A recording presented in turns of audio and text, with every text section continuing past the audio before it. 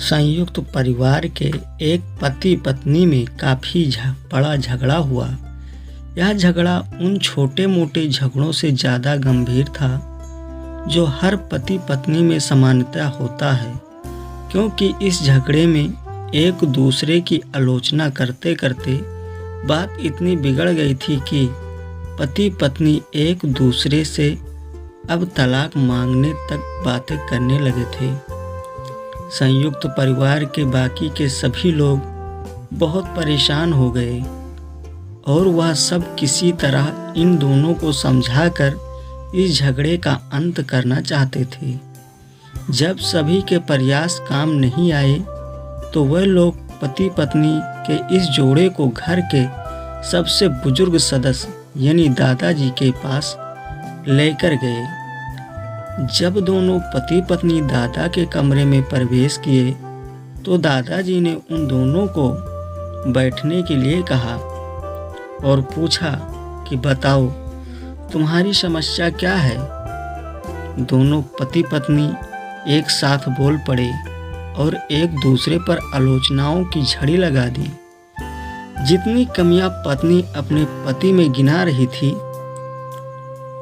उससे ज़्यादा कमियां पति भी अपनी पत्नी में गिना रहा था और कई मिनटों तक यह सिलसिला चलता रहा। दादाजी ने भी इन दोनों को नहीं रोका और इनको अपना अपना गुस्सा एक दूसरे पर उतारने दिया।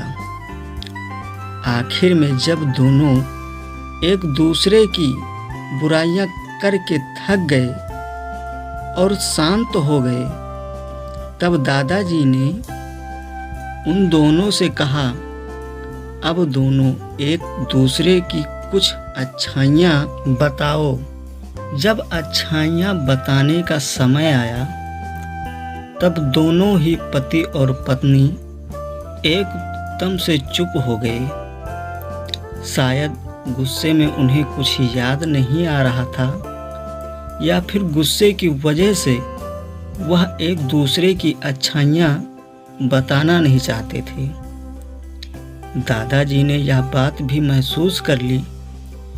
थोड़ी देर तक जब कोई भी नहीं बोला तब दादाजी ने कहा, अच्छा ठीक है, यह लो पेपर और पेन और एक दूसरे की अच्छाइयाँ इसमें लिखो।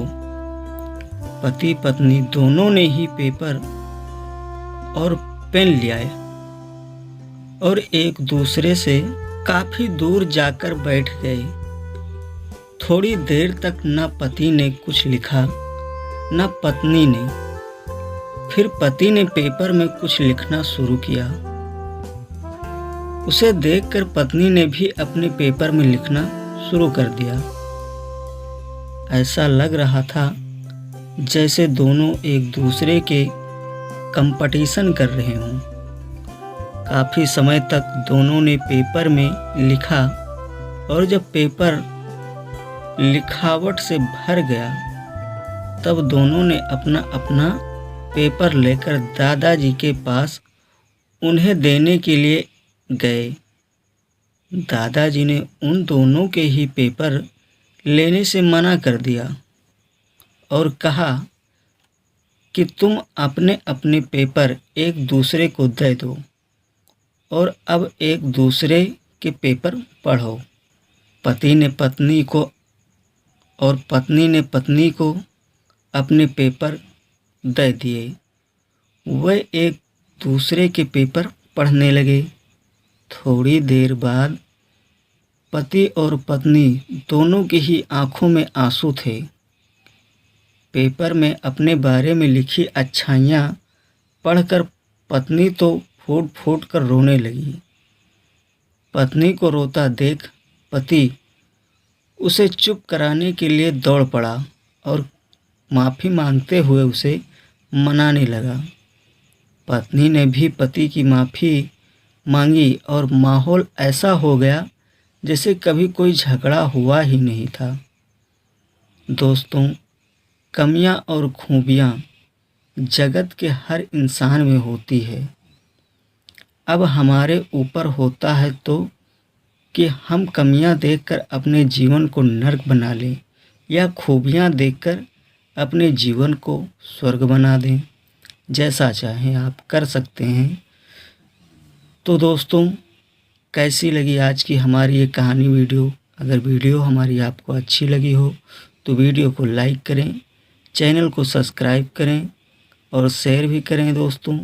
फिर मिलेंगे अगली वीडियो में, तब तक के लिए धन्यवाद।